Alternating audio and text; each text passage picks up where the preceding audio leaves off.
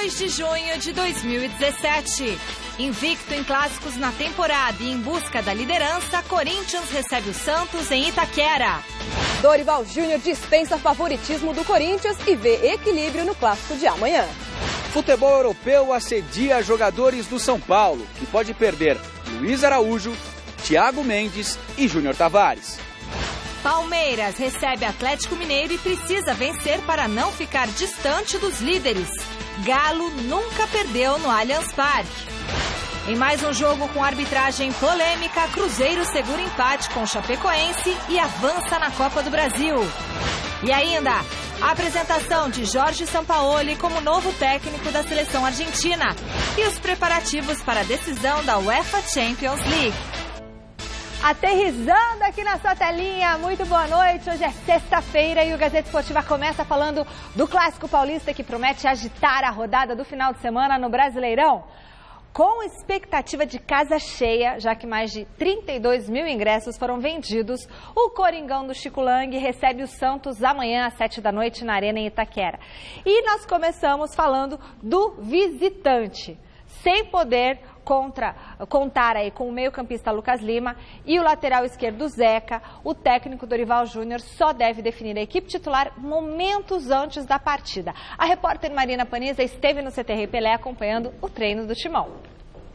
O Santos teve uma semana livre para arrumar a equipe depois da última derrota contra o Cruzeiro.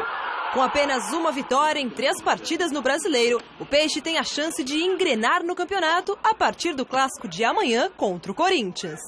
Eu acho que é importante que nós tenhamos, acima de tudo, uma atuação um pouco diferente, a atitude um pouco diferente daquilo que nós vimos e busquemos aí um resultado diferente num jogo muito complicado. Mas o retrospecto do Peixe em clássicos em 2017 não é nada bom. Nas 3 partidas pelo Campeonato Paulista foram 3 derrotas. Números que não incomodam o técnico Dorival Júnior. O retrospecto ele fica sempre, mas o mais importante é a preocupação em jogarmos dentro das nossas condições. O resultado a qualquer momento vai acontecer novamente. O Santos enfrenta amanhã um Corinthians invicto a 16 jogos e muito forte defensivamente, mas nada de favoritismo para o lado adversário. Poderíamos estar numa condição muito pior, o Corinthians muito bem, e de repente é um jogo onde as coisas se igualam, como poderia o Corinthians não estar bem e o Santos estar muito bem, e de repente também não existiria esse favoritismo. Eu acho que um jogo que teremos aí muitos ingredientes para um grande clássico, para uma grande partida. Mas para esta partida, Dorival Júnior terá desfalques importantes. O lateral Zeca, que sentiu dores na perna na última partida, não veio treinar a semana toda e deve mesmo ficar fora do jogo de amanhã. Outro jogador importante que já é desfalque certo é o meia Lucas Lima, que segue se recuperando de lesão na coxa direita. Dorival Júnior ainda não definiu 100% quem vai armar o Santos amanhã, mas tudo leva a crer que quem ficará com a função será o colombiano Vladimir Hernandes. Eu tenho que também tentar dar uma sequência ao Vladimir e é o que eu sempre acredito, que o jogador ele possa produzir um pouco mais e melhor a partir do instante que ele tenha realmente a condição de uma sequência de trabalho. Mas para essa partida em especial ainda não tem nada definido. Mesmo com desfalques e o risco de sofrer contra-ataques, o Santos não mudará a forma ofensiva de jogar. Eu acredito que nós estejamos preparados para toda a situação. Isso já foi passado aos jogadores e vai depender muito também da nossa decisão, da nossa postura em campo para que tentemos aí neutralizar os pontos positivos da equipe do Corinthians. O nosso contato agora é com o repórter Alexandre Silvestre, que está neste momento no CT Joaquim Grava com o técnico Fábio Carilli. Boa noite, Silvestre. Fala, pessoal. Boa noite, Michele. Pois não, Michele. Estão pedindo para eu falar isso, porque é um termo bem padrão do nosso Gazeta Esportivo. O Fábio Carilli, sempre um cara, também no padrão dele, muito atencioso com a nossa reportagem. Fábio, o time está definido. Você terminou a preparação para o clássico de amanhã, às 7 da noite em Itaquera. O Jadson confirmado, ele teve uma fisgadinha na coxa, mas vai para o jogo. O Balbuena continua fora. Mas qual vai ser o planejamento de jogo para esse clássico Corinthians, que está invicto na temporada em clássicos? Vem fazendo o que a gente tem feito, né? bastante concentração, bastante entrega, organização, saber o momento de atacar marcando, como a gente tem feito, né? Não mudar a nossa ideia que está dando tão certo, mas cada vez ser melhor com entrosamento e com tempo de trabalho. Agora, você leva uma vantagem pelo fato de jogar em casa e também porque o Santos não tem o Lucas Lima, que está machucado, e talvez não tenha, não sei se está confirmado, o Zeca na lateral esquerda. Você entende isso como uma grande vantagem? Questão de entrosamento, além da qualidade dos jogadores, são jogadores que vêm jogando, acostumados, o Zeca chegando a ser campeão olímpico, o Lucas Lima sendo convocado para a seleção, 2 jogadores com muita qualidade, que com certeza o Santos perde um pouco, né? Mas tem elenco para colocar e a gente tem que estar atento para fazer um grande jogo independente dos jogadores do Santos. Agora à noite você chega no quarto, o Corinthians já está concentrado aqui no CT, você vai dar uma estudada no treinamento, imagino, né? Mas você também lê as notícias, você procura últimas informações a respeito do adversário? O pessoal aí traz para mim, né? O pessoal aqui nosso pessoal da inteligência aqui traz informações dos auxiliares. Procuro ficar na minha, ficar quietinho mesmo, né? Lendo um livro, assistindo uma televisão. É assim, o que eu tinha que fazer e ver foi antes do treinamento para que eu levasse para os jogadores como eu espero o Santos, né? Agora daqui para frente é só as informações chegando pelo pessoal mesmo. Você citou na coletiva de agora há pouco aqui na sala de imprensa um número muito significativo. Você nem foi perguntado a esse respeito e você passou essa informação para a gente. Eu queria que você repetisse agora ao vivo no Gazeta Esportiva porque é realmente relevante. Como eu costumo trabalhar só jogo a jogo, eu não procuro ver o que aconteceu lá atrás, sempre próximo ao adversário. O pessoal aqui do clube me trouxe essa semana aqui que de 33 jogos no ano, né, desde a Flórida, em 17 a gente não tomou gol. É um número muito expressivo e isso me deixou muito orgulhoso. Realmente são números impressionantes. O Corinthians, que começou como quarta força para muita gente, ganhou o Campeonato Paulista e está invicto há 75 dias. Teve uma eliminação nesse período, né? Porque acho que empatou um jogo, né? Mas foi eliminado da Copa do Brasil. Mas está invicto há 75 dias, 3 vitórias em clássicos, 2 empates. Agora, em casa, nos últimos 4, só empatou. O Corinthians está com dificuldade de furar retrancas? É que desses 4 jogos, né? 2 empates foi em cima de resultado que nós fizemos fora. Fizemos um jogo mais seguro, sim, que foi contra o São Paulo 2-0, contra o Ponte Preta 3-0, né? E contra o Inter. Um desses empates aí a gente propôs o jogo o tempo todo, criamos várias oportunidades, a partida acabou indo para o pênalti, fomos eliminados por uma disputa de pênalti. Então não estou preocupado não, estou muito feliz, a gente tem muito para crescer e com o trabalho a gente vai crescer bastante. Você tem interesse no retorno do Leandro Castan da Roma, que está no Turino, que de repente gostaria também de voltar para o Corinthians? É um excelente jogador, experiente, conheço muito bem o Leandro. Sei que ele tem mais 2 anos de contrato lá ainda, então não é uma situação tão fácil, né? Mas claro que se o Corinthians chegar a contratar um atleta que nem esse daí, qualifica muito o grupo. E aí como é que funciona, Fábio? Você, por exemplo, sabendo talvez da disponibilidade do jogador, você dá uma cutucada na diretoria, você pede para a diretoria ir atrás do jogador ou você espera a iniciativa da cúpula corintiana? Não, eu espero. Acho que primeiro tem que saber o que vai acontecer, se a Roma vai contar com ele, se ele tem pretensão de continuar na Itália, muitas coisas, né, para chegar a uma contratação de um atleta. Sei que o Castan é muito inteligente, sonho de jogar na Europa ele sempre teve, conheço ele desde 2008 no Barueri, então depende de muitas coisas, né, mas com certeza é um grande jogador. Corinthians favorito amanhã? Não, vamos do nosso jeitinho, com o nosso trabalho aqui para a gente fazer um grande jogo e buscar uma grande vitória. Em clássico assim, nunca vejo favoritismo. Eu lembro que no jogo contra o Palmeiras, fui perguntado lá na arena, ainda na coletiva, se o Palmeiras era o favorito, eu deixei bem claro, 50% para cada lado. E amanhã também, 50% para cada lado. Obrigado, Fábio. Valeu. Fica com Deus, tá? Sempre muito gentil com a gente. O Corinthians já está concentrado. Os caras. Tem um pessoalzinho. Vamos mostrar que a sala de imprensa deu uma esvaziada, mas tem a galera ainda aqui finalizando o trabalho, acompanhando também a nossa entrevista. Vocês queriam muito ouvir o Pois Não, Michele, né? Não, por favor, falem, Pois Não, Michele. Vai, Michele, tá lá. Olá, Michele, tudo bem? Vi você lá no Juventus, viu? Você estava lá apresentando a festa do Juventus lá do aniversário. É a rainha da Moca. E para finalizar, 35 mil ingressos mais ou menos já vendidos para Corinthians e Santos amanhã em Itaquera. E eu estarei lá, secando alguém. Tchau, Michele.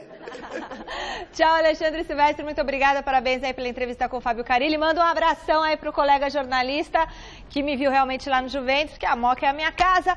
Boa noite, Celso Cardoso, boa noite, Chico Lang. Não tem mesmo um favorito pro jogo amanhã, Celso? Boa noite, favorito, sim, para mim o favorito é o Corinthians. É favorito pelo momento que vive, pela campanha que faz, pelo fato de jogar em casa. Na temporada, né, o Corinthians tem melhor aproveitamento do que jogando em Itaquera. Mas ainda assim, se você pegar os jogos do Corinthians desde que foi inaugurada a arena lá em Itaquera, o Corinthians tem um aproveitamento fora do comum. Fora do comum. É verdade que o Santos já venceu um jogo lá, mas o aproveitamento do Corinthians é fantástico. Em jogos do Campeonato Brasileiro, por exemplo, o Corinthians tem 72% de aproveitamento. Perdeu apenas 4 vezes desde 2014, portanto é um índice muito bom. E sem falar do momento corintiano, repito, um time que está cada vez mais ganhando confiança. E o fato de o Santos também não ter Lucas Lima, não ter o Zeca, tira um pouquinho da qualidade do Santos, portanto, claro, futebol, né, é clássico, tudo pode acontecer, já prevê a máxima, mas para mim o Corinthians começa como favorito, grande favorito. Boa noite, Chico. Boa noite, meu querido Celso Cardoso, boa noite, Michele, boa noite a todos vocês. Boa noite. O jornalista que mandou um abraço para você é o Iório, viu? Grande Iório, cara bacana para o Chu, gosto muito dele. Eu quero dizer o seguinte, o Celso analisou muito bem o jogo, assina embaixo, é isso mesmo, clássico é clássico, 50% de chance para cada um, não importa onde jogue. Não, mas eu disse que o Corinthians é favorito. O Corinthians é porque está jogando em casa. Agora, o grande problema, meus amigos, não está no Corinthians, nem está no Santos. Não está nos desfalques, não está no problema, está dentro de campo. E o nome dele chama-se Anderson Daronco, o Fortão, aquele Fortão, gaúcho Fortão, que parece o Johnny Bravo. Sabe o Johnny Bravo? Que é aquele desenho Johnny Bravo? Aquele loiro. Aquele loiro Fortão. O cara é o seguinte, o cara já validou 3 gols irregulares contra o Corinthians. 3 gols irregulares. Vou enumerar para vocês. Um foi contra o Figueirense. O Corinthians sofreu um empate aos 46 minutos do segundo tempo. Gol do Rafael Moura. Em completo impedimento. Ele validou. Depois, no jogo do Maracanã, aquele que deu aquela confusão, que a torcida ficou presa 3 meses. O que aconteceu? Ele deu um gol do Guerreiro e mais 3 metros para frente de cabeça. Foi ele o juiz e ele validou. O bandeirinha não correu para o meio campo. E depois, ele teve a ousadia de garantir a vitória do Fluminense na Arena. Uma das derrotas que o Corinthians sofreu, 1-0, gol de Gum, do zagueiro Gum, de cabeça. E que estava em completo impedimento também. Então, quer dizer, que ele marcou 3 gols irregulares, o Corinthians perdeu com ele 9 pontos em campeonatos brasileiros. 9 pontos. Senhora. 9 pontos. Então, eu acho que esse juiz não deveria estar apitando esse clássico. Deveria ser um juiz paulista. O Corinthians não podia ter feito alguma coisa contra isso? Aí que está o negócio, né? É aquilo que a gente sabe como é que funciona a federação, essa confederação brasileira. É uma vergonha, os caras escalam o juiz, dizem que é sorteio, mas escalam, e aí está mal escalado. É um juiz que entra em campo para prejudicar o Corinthians. Então eu já vou avisando, não venho depois dizer que eu não avisei. O cara é treta, o cara é enrosco. E para completar, é forte. Quer dizer, e deve brigar bem. Mas em compensação, ele prejudica o Corinthians. Se prejudica o Corinthians, pode prejudicar o Santos.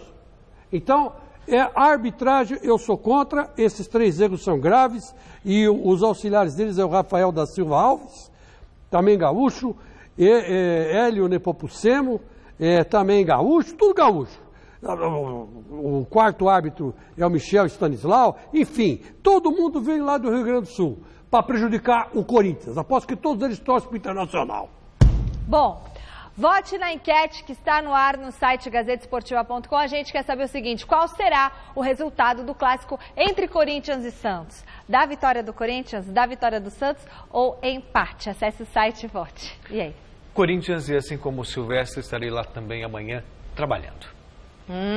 Não vai secar. Não. Silvestre falou que vai estar secando. E eu sei que ele vai estar secando. Vai estar secando, eu sei que ele vai. Fala, Chicão. Estarei narrando e entrevistando. Muito bem. Muito bem. E secando o adversário. Não. O adversário do seu time. Não, Mojimirim não vai jogar. Não falei quem é o seu time. Fala, Chico. Nem o prefeito de Mojimirim torce para o Mojimirim. Mas enfim, tudo bem.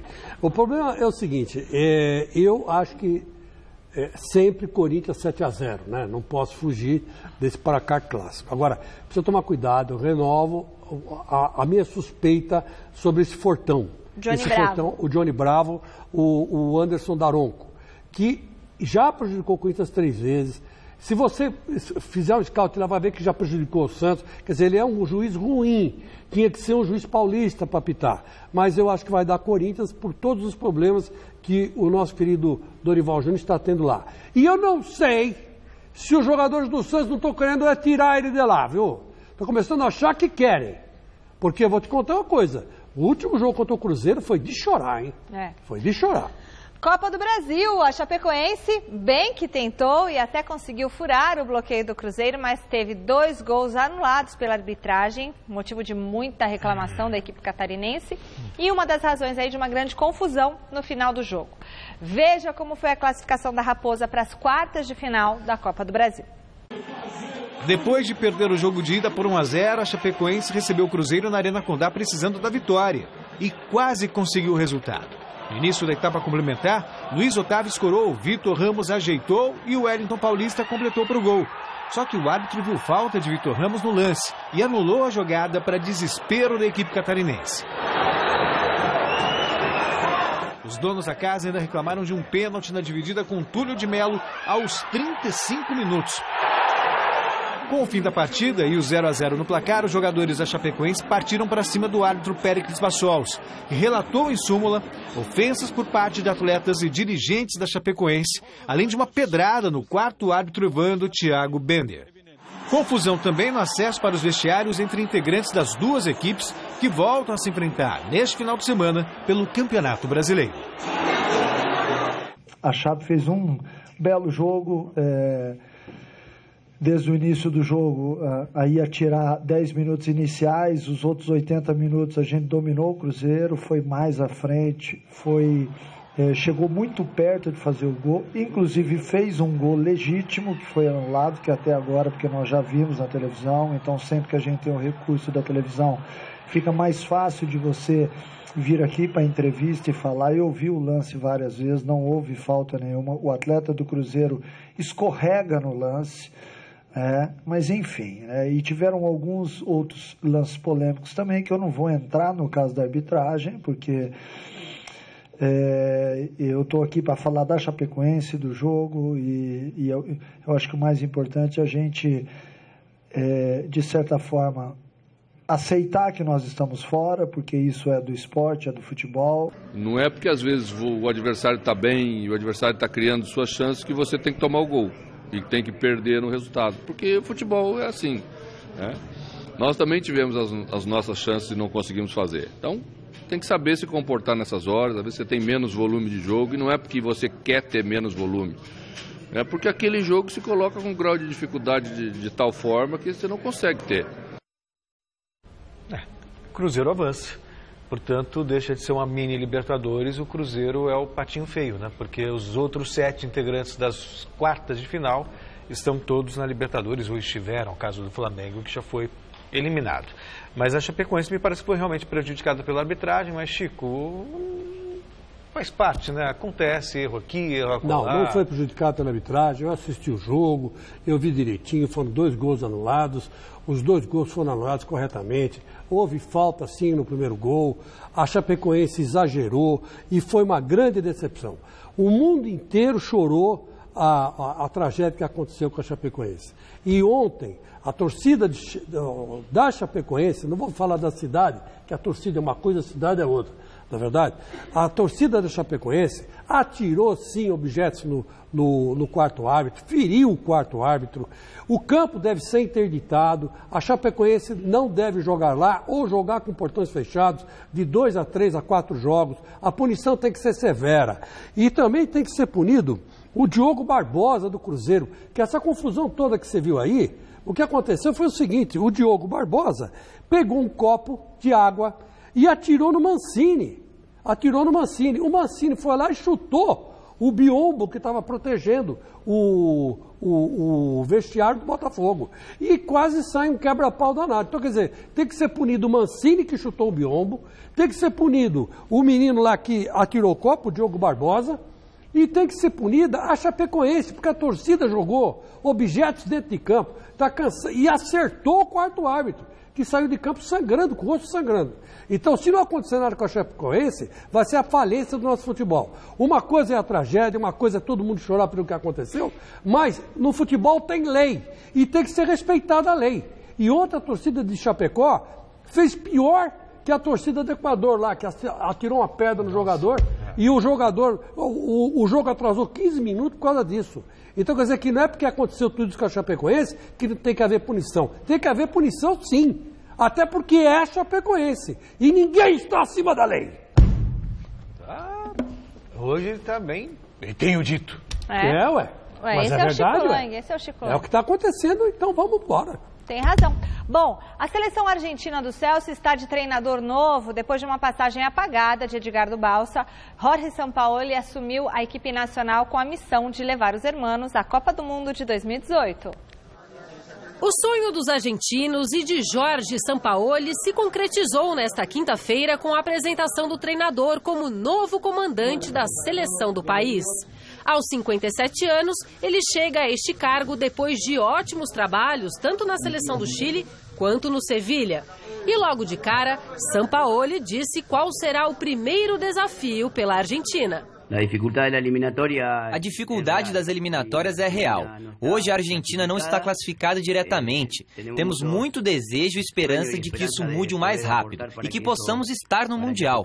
Recursos nós temos para que isso aconteça. Estamos convencidos. O novo técnico também comentou sobre a situação de Lionel Messi e foi muito claro ao falar do camisa 10. Aqui nós queremos que venha o Léo, não o Messi. Vamos fazer de tudo para que esteja aqui a versão mais genuína do melhor jogador do mundo e que ele se sinta bem estando aqui. Ainda no assunto Messi, Sampaoli disse que já conversou com o jogador e está muito otimista com o futuro dele na seleção. Sim, falei com ele e estamos muito esperançosos com este projeto que começa agora. Essa vontade irá nos impulsionar e se estivermos motivados, seremos felizes.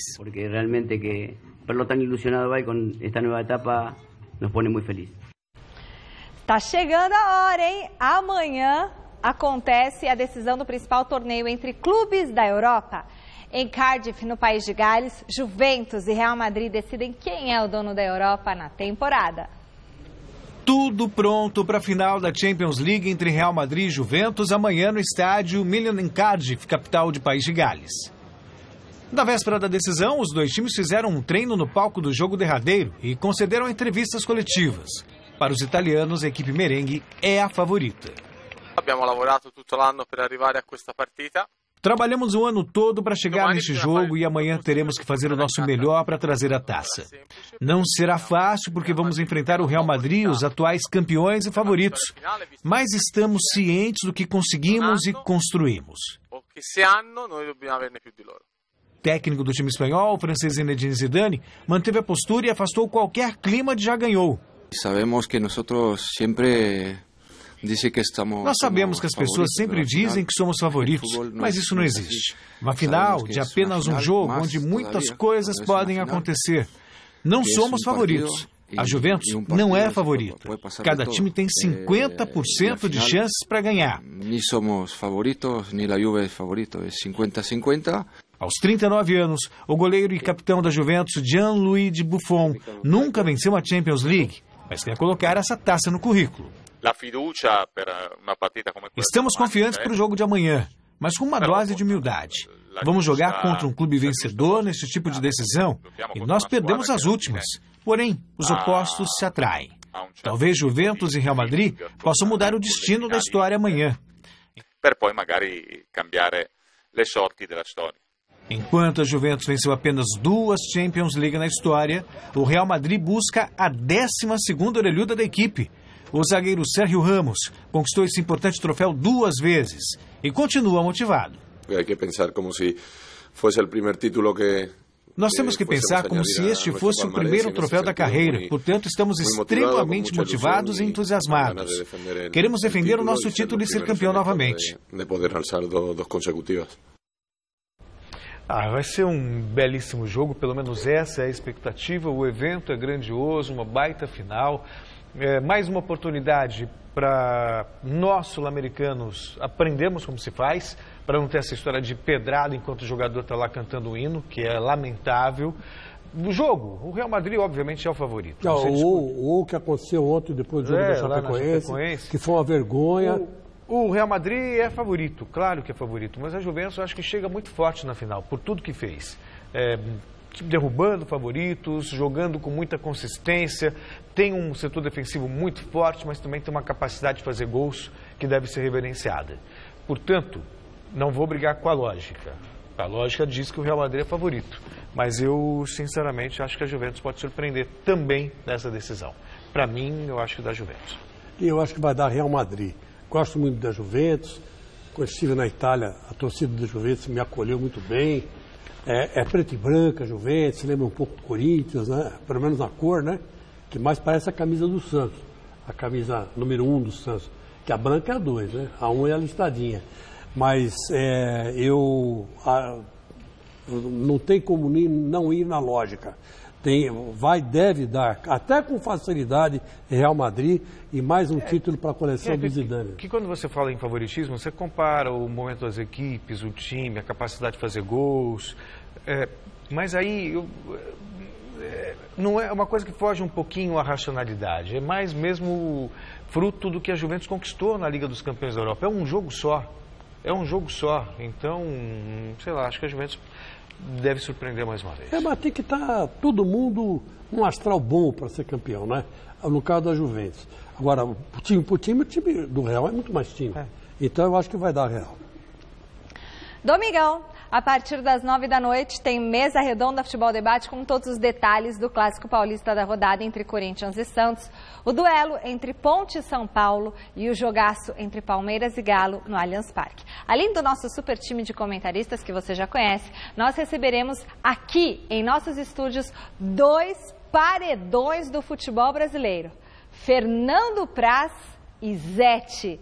Então, você já está convidado e a gente te espera. Domingão vai estar programaço, hein, Chico? Vai estar. Olha, eu não tenho medo de dizer. Os dois, sem dúvida, goleiros que vão marcar história no futebol brasileiro, né? O Zete, como foi goleiro até da seleção brasileira, e o Praz deu um azar danado, era para ser campeão olímpico, acabou machucando o cotovelo, mas é um grande goleiro e já deu 2 títulos aí para o Palmeiras brincando, né? Então, você não pode perder Praz e Zete. Aliás, é um encontro inédito, né? Acho que eles nem se conhecem. Então, vamos ver o que um vai falar para o outro. Muito bom. Deixa eu só falar rapidinho aqui, o Felipe Barbosa, o Márcio Romaeva e alguns outros telespectadores mandam sempre para mim e-mails aqui, dando os parabéns para as músicas que aparecem no final do Gazeta Esportiva. Ele fala que só toca sonzeira e que quando algum famoso vai para o andar de cima, a gente sempre presta uma homenagem tocando uma música daquele que faleceu, né? Tocou até na morte do Chris Cornell. Então, parabéns para o Felipe Barbosa, que sempre escolhe as músicas, tá? Fica aqui, ó, o registrado. E para o chileno também, que sempre fica ansioso aí, né? Quando acontece alguma tragédia, ele sempre coloca lá a música da pessoa famosa que morreu e é músico, né, Celso? A do Celso toca quando é aniversário dele, tá? Não precisa tocar quando ele morrer, porque logo vai tocar sua música no final do programa que você vai fazer aniversário. Agora em junho. Mas muito legal, vale registrar e o pessoal fica ligadinho em todos os detalhes do Gazeta Esportiva. Tênis, confira os destaques de Roland Garros nesta sexta-feira. Dia de altos e baixos para os duplistas brasileiros em Roland Garros. Ao lado do britânico Jamie Murray, Bruno Soares conseguiu vaga nas oitavas de final com a vitória sobre a dupla formada pelos russos Mikhail Elgin e Karen Khachanov. Apesar dos 2-0 no placar, não foi fácil liquidar a partida. Foram necessários 7 match points para fechar o jogo com parciais de 6-1 e 7-6, com 7-2 no tie-break. Outro brasileiro a avançar na chave de duplas foi Rogério Dutra Silva. Em parceria com o italiano Paolo Lorenzi, Rogerinho garantiu vaga nas oitavas de final com o triunfo sobre Quentin Halys e Adrian Manarino. 2-1, com parciais de 7-5, 2-6 e 7-5. Marcelo Melo não teve a mesma sorte. Atuando ao lado do polonês Lucas Kubot. O girafa despediu-se do Grand Slam francês com derrota diante da dupla formada pelo norte-americano Ryan Harrison e pelo neozelandês Michael Venus. 2-1, com parciais de 6-4, 6-7 e 6-3. Entre os favoritos, nenhuma surpresa. O espanhol Rafael Nadal, 9 vezes campeão em Roland Garros, deu uma aula de tênis na quadra central. Sorte do georgiano Nicolas Basilashvili, que pôde acompanhar tudo dentro da quadra. E não é exagero dizer que o rival do Toru Miura foi um mero espectador. Basilashvili mal viu a cor da bolinha e levou uma bicicleta, ou seja, perdeu por 6-0 em 2 sets. Na verdade, foi quase um triciclo, com parciais de 6-0, 6-1 e 6-0. Nas oitavas de final, Nadal vai encarar o compatriota Roberto Bautista Agut. Já o britânico Andy Murray teve bem mais trabalho diante do eslovaco Martin Klizan e precisou virar o jogo para avançar na competição. Vitória por 3-1 com parciais de 6-7, 6-2, 6-2 e 7-6, com 7-3 no tie-break, após mais de 3 horas e meia de partida. O próximo adversário de Murray será o argentino Juan Martín del Potro. E as lesões continuam fazendo vítimas da chave masculina. Depois do espanhol Nicolás Almagro, hoje foi a vez do belga David Goffin protagonizar cenas fortes em quadra durante a partida contra o argentino Horácio Ceballos. No 12º game da primeira parcial, Goffin tropeçou em uma lona, torceu o tornozelo e abandonou a competição. Na chave feminina, a espanhola Garbine Muguruza garantiu vaga nas oitavas de final ao bater a cazaque Yulia Putintseva por 2-0 em 1 hora e 40 minutos de jogo. Parciais 7-5 e 6-2. A próxima adversária de Muguruza será a francesa Kristina Mladenovic. Salto com vara, atual recordista olímpico e um dos 9 atletas no mundo que saltaram acima dos 6 metros de altura, Thiago Braz deixou a Itália, onde é treinado pelo ucraniano Vitaly Petrov, para participar do Grande Prêmio Brasil de Atletismo, que acontece amanhã em São Bernardo do Campo. O repórter Jonas Campos conversou com essa fera que nos Jogos Olímpicos do Rio de Janeiro desbancou o francês Renaud Lavilley e ficou com a medalha de ouro. Oi, Michele, isso mesmo, o campeão olímpico está no Brasil depois daquele ouro histórico no Rio de Janeiro, no salto com vara. O Thiago Braz está aqui e neste sábado tem disputa do GP de atletismo que será disputado em São Bernardo. Thiago, como é que é voltar para casa depois de tudo que você fez em 2016, cara? Acho que o gostinho é quase o mesmo, a emoção é a mesma de estar junto com o público brasileiro, né? Da gente estar mais perto, né? De quem a gente gosta e vai estar todo mundo ali assistindo a gente. Buscando um bom resultado, né, tentando me influenciar, né, para que eu faça bons resultados e vai ser legal, vai ser legal. Já caiu a ficha de tudo que aconteceu no Rio de Janeiro, aquela medalha histórica, a rivalidade com o francês, com o Lavilley? Sim, sim. Não, agora já caiu, né, agora a gente já está entendendo como é que funciona, então já entendi, né, tipo, após as Olimpíadas eu estava ainda naquela adrenalina toda, né, tipo assim, poxa vida, será que é verdade, será que não é, me beliscava, agora sim sei que é verdade. E agora novo ciclo olímpico, né? Tóquio 2020, como é que tem sido essa preparação toda? O cara tá começando ainda. Tá começando a preparação para as próximas Olimpíadas, então ano após ano a gente vai se readaptando, né? Desculpa. Mas por enquanto agora tá fraco, a gente não tá forçando muito a barra, porque após as Olimpíadas a gente realmente tem que dar uma relaxada, tranquilizada e voltar a pegar o foco para os próximos anos. 2 metas, né? Uma medalha de ouro, né? Repetida lá no Japão, a gente espera, e recorde mundial, né? Você também está atrás do recorde do Lavilley, né? Tá numa lista nossa, né? A gente quer tentar, sim, fazer um recorde mundial. Agora só Deus sabe quando vai vir. E a próxima meta realmente é tentar chegar nas Olimpíadas, tentar buscar uma nova medalha. Tem mesmo que um salto com vara, no salto com vara ninguém ganhou, né? 2 vezes nas Olimpíadas.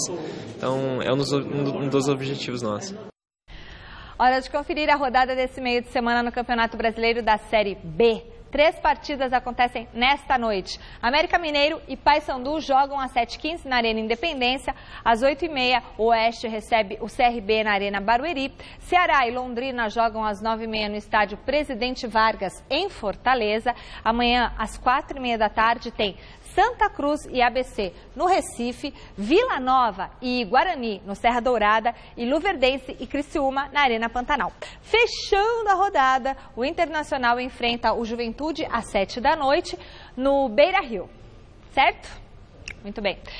Voltamos a falar do Campeonato Brasileiro. Confira a rodada deste final de semana. Agora tem que vir para cá. Amanhã acontecem 3 partidas. Coritiba e Atlético Paranaense jogam às 4 da tarde no Couto Pereira. Às 6 horas no Maracanã, o Fluminense enfrenta o Vitória. 7 da noite, lá em Itaquera, tem o duelo que vai tirar o fôlego do Chico Lang, Corinthians e Santos. Domingo, 11 da manhã, em Volta Redonda, clássico entre Flamengo e Botafogo. No mesmo horário, o Avaí recebe o Sport em Florianópolis. Será que o Luxemburgo vence essa? 4 horas tem Palmeiras e Atlético Mineiro na Casa do Verdão, Grêmio e Vasco em Porto Alegre e Ponte Preta e São Paulo em Campinas. O Cruzeiro recebe a Chapecoense às 7 da noite no Mineirão. Bahia e Atlético Goianiense fecham a rodada na segunda-feira às 8 da noite, jogando na Arena Fonte Nova. Muito bem. Em clima de revanche, a Ponte Preta deve ter uma importante estreia para o jogo contra o Tricolor. Veja na reportagem de Jonas Campos. A derrota por 5-2 no Morumbi, lá na primeira fase do Campeonato Paulista, serviu de lição para o time que depois seria vice-campeão estadual. Eu estava nessa partida e é uma partida que não me sai da memória, né? A gente sabe que foi um jogo atípico, um jogo que infelizmente deu tudo errado.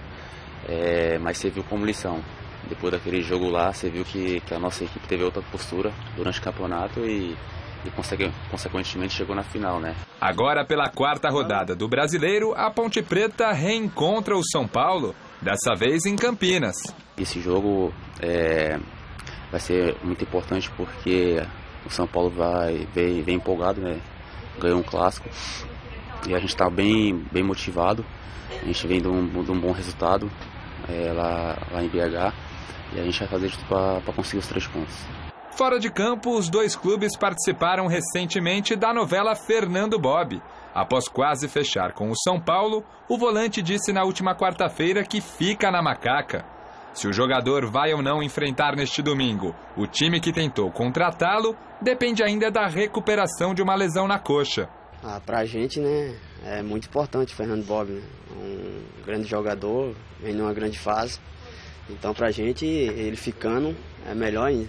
Quem também vive a expectativa de jogar e estrear pela Ponte neste domingo contra o São Paulo é o veterano Emerson Sheik. Aos 38 anos, o atacante vem aprimorando a forma física desde que chegou à Ponte. E durante essa semana participou até de jogo-treino disputado aqui no CT do Jardim Eulina.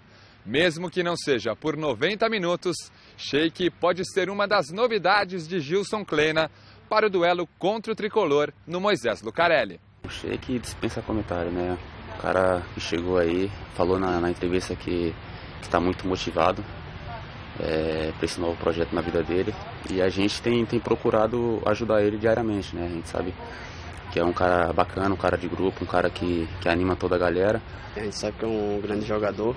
A gente espera ele nos ajudar aí. A gente sabe que dentro de campo ali ele vai dar o seu melhor. E tá treinando aí bem. E esperar estrear aí e estrear com vitória. Além de Sheik, o meia Renato Cajá, que não atua desde o primeiro jogo da final do Campeonato Paulista por conta de uma fibrose muscular, também pode ser novidade ao longo da partida. A base da Ponte será a mesma que foi utilizada no empate por 2-2 contra o Atlético Mineiro na última rodada. Agora, com o objetivo de repetir em casa a boa atuação da estreia do Brasileirão, quando a Macaca goleou o Sport por 4-0. A gente sabe que vai ser um jogo difícil, mas a gente está dentro de casa, a gente tem que fazer o nosso dever de casa.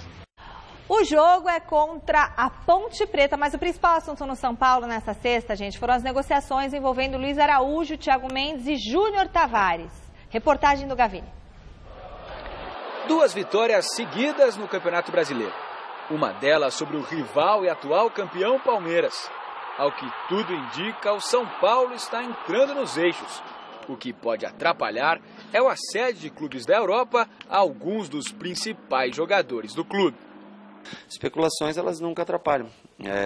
Trabalho todo dia da mesma maneira, não mudo minha maneira de trabalhar pelas especulações ou ou pelas opiniões também que são emitidas também, eu entendo, compreendo perfeitamente.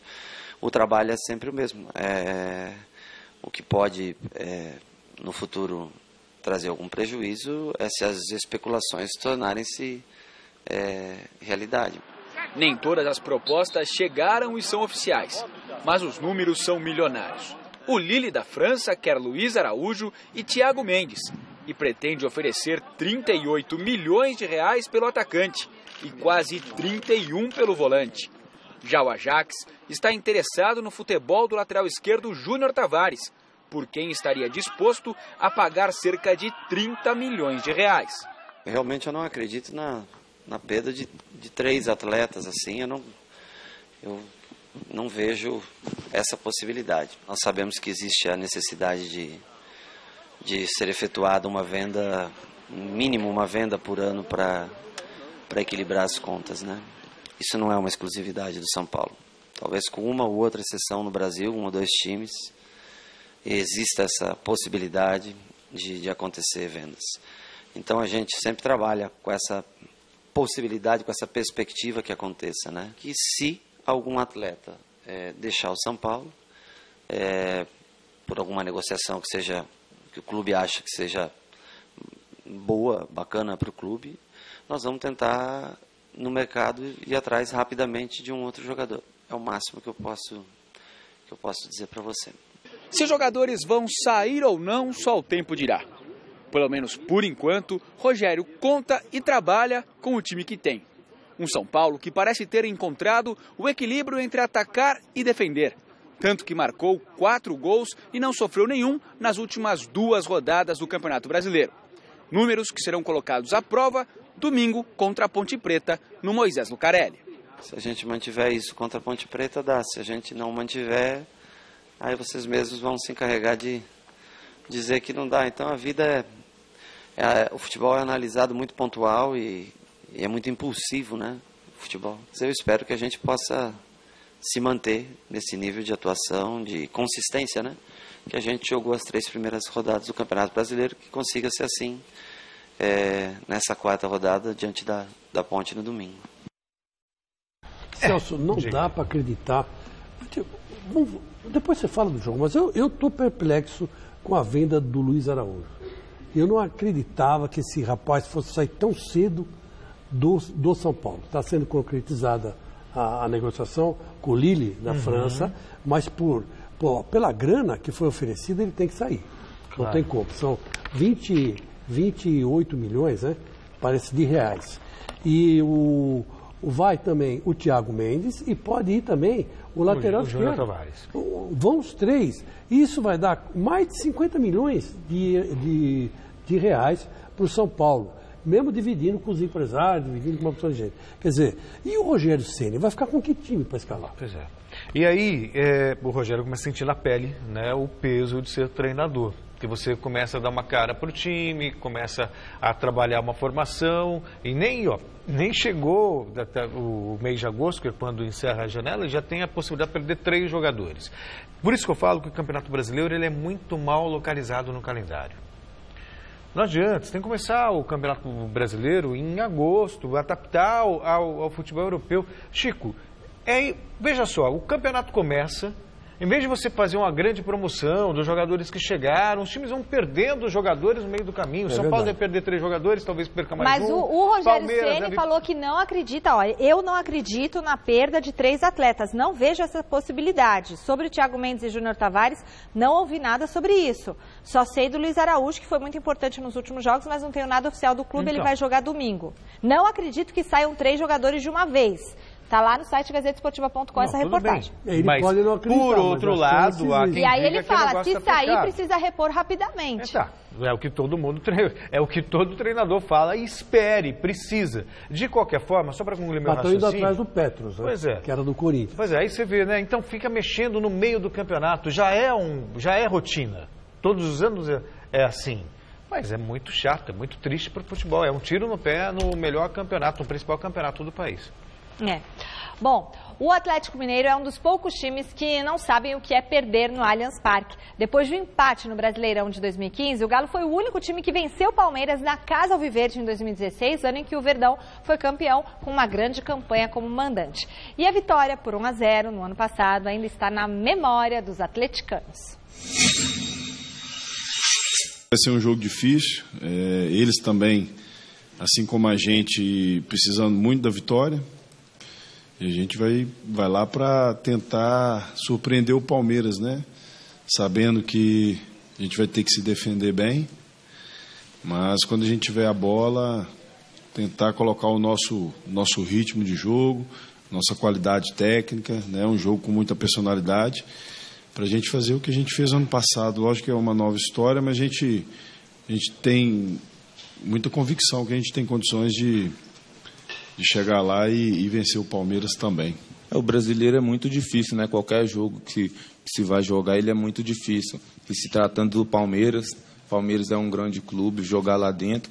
Mas eu já joguei com eles lá dentro, sei da dificuldade, mas sei que a gente também tem condição de chegar lá e buscar os 3 pontos. Não vai ser fácil, mas se a gente der o máximo, estar concentrado, a gente consegue. O Palmeiras vem de 2 derrotas consecutivas no Brasileirão e precisa dos 3 pontos para não ver os times que estão à frente na classificação abrirem distância. Osmar Garrafa traz as últimas notícias do Verdão. É isso, Michele. Tivemos mais um dia de atividade no Palmeiras na preparação do elenco para a partida de domingo contra o Atlético Mineiro. Na primeira parte da atividade, o técnico Cuca fechou a movimentação. Depois, ele veio conceder entrevista coletiva e antes de falar do time, do confronto contra o Atlético Mineiro, Cuca aproveitou para explicar a polêmica criada na declaração que ele próprio deu, dizendo nos últimos dias de que o time do Palmeiras do ano passado era melhor do que o atual. Tudo requer um tempo e eu vim preparado para isso. Não é você chegar e pôr um 11 e as coisas acontecerem do jeito que se quer. Quando existem mudanças dentro do sistema, dentro de característica, você tem que respeitar essas mudanças, essas características e ir moldando elas de acordo com o teu trabalho, com o passar dos treinamentos e o passar de jogos, na adaptação. Então, quando eu falei que o time desse ano era menos forte do que o time do ano passado, não é crítica a ninguém, até porque eu estou muito contente com o elenco que eu tenho, com os jogadores que eu tenho, com a entrega que eles estão tendo dentro do campo.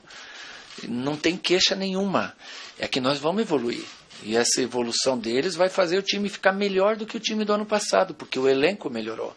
Quanto ao time para a partida do próximo domingo, muito pouco nós pudemos ver. Quando nós entramos aqui na academia, apenas trabalho de finalização. E, por exemplo, Dudu e Guerra, que são dúvidas, não estavam no gramado. O técnico Cuca fala se vai ou não poder contar com esses jogadores na partida do próximo domingo. O Dudu é um pouco mais difícil de ir para o jogo, né? Eu acho muito difícil. Outros probleminhas também já estão lá no DM, o próprio Jean também está com problema. A gente tem que esperar mais um pouco, né? 24 horas no futebol, parte médica é muita coisa e não é hoje o jogo e nem amanhã. Então a gente tem que esperar, tem ainda 46 horas para o jogo, vamos com calma para depois poder definir. O técnico Cuca também comentou a boa fase do Palmeiras como mandante. Afinal, já são 10 meses de invencibilidade. E a última derrota, coincidência ou não, foi para o próprio Atlético Mineiro. Você conhece teu habitat, você tem a força da arquibancada, que é importantíssima em todo sentido, né? Como é que é jogar em casa e jogar fora? É mais ou menos assim. Nós vamos comer a mesma comida, mas você vem com a tua esposa lá em casa comer. Você vai ficar à vontade? Não. Vai ficar à vontade? Não vai, né? Vai ficar meio aqui, onde é que é o banheiro? Vai lá. Tá. Aí, se eu vou na tua casa, acontece da mesma forma, a mesma comida, com o mesmo talher, o mesmo prato, mas é um habitat teu, conhecido. A não ser que o cara seja cara de pau mesmo, já entra. E às vezes se pega os times assim, né? Aí é complicado. E apenas finalizando, Cuca fez questão de informar que o Palmeiras sonha ainda com um reforço para a sequência da temporada, mas esse nome não é o de Diego Tardelli, jogador que já trabalhou com ele no Atlético Mineiro. Da Academia de Futebol do Palmeiras, Osmar Garrafa, para o Gazeta Esportiva. Bom, Chico, o Cuca foi até um pouco sincero. Não, foi sincero quando disse que achava o time do ano passado melhor que o de hoje, mais forte e tal. mas também ele tem uma temporada inteira pela frente e não adianta eles prestigiar aqueles jogadores que ele tem nas mãos. Então precisou rever um pouquinho o discurso, até para dar força em quem está lá. Porque, queira ou não, o Borja foi contratado por um alto valor, pode não viver um bom momento, mas ele já mostrou que tem capacidade, que é goleador. Então, Celso, eu acho o seguinte, eu não sei se esse jogo contra o Atlético, o Palmeiras vai mostrar alguma coisa, mas o Cuca, ele fez 3 jogos, 6 jogos, 3 derrotas, 3 vitórias. O trabalho do Cuca costuma aparecer depois do 9º jogo. Sim. Então, vamos ver. O ano passado foi assim, vamos esperar esse ano aqui para ver o que acontece. E o trabalho do Cuca demora um pouco para aparecer mesmo, para os caras assimilarem a filosofia dele. Agora tem outra coisa, o Palmeiras vai lutar contra um tabu, de novo, né? Perdeu domingo passado o tabu de 15 anos sem ganhar do São Paulo no Morumbi. Perdeu não, continuou com o tabu. Continuou o tabu. Perdeu a chance de quebrar o tabu. E agora vai pegar um outro tabu. Nos últimos 11 jogos, o Palmeiras empatou 2 e perdeu 9 jogos no Atlético Mineiro. É um tabu assustador. Então você imagina. Mas o Palmeiras tem que ir para cima e tentar ganhar do Atlético Mineiro. Mas é jogo difícil. E não está lá essas coisas aqui entre nós. Né? Mas é difícil, Chico. Acho que vai ser muito difícil o Palmeiras vencer o jogo no domingo. Vamos lá, vamos torcer. Bom, resultado final da enquete do site gazetesportiva.com. O que vai dar no clássico entre Corinthians e Santos? Deu Santos, para a alegria de Rodolfo Gamberini, no Jornal da Gazeta, 54% dos votos. Veremos. O Gazeta Esportiva volta no domingo. Volta no domingo, não. Volta na segunda. A gente volta, Chicão, no domingo, no Mesa Redonda, a partir das 9 da noite, certo? Fernando Praz e Zete no Mesa Redonda, certo? Celso. E eu, daqui a pouco, no Jornal da Gazeta, estarei com Gamberini e Stella. Bom final de semana, Celso. Bom final de semana, Chico. Você também. Tchau.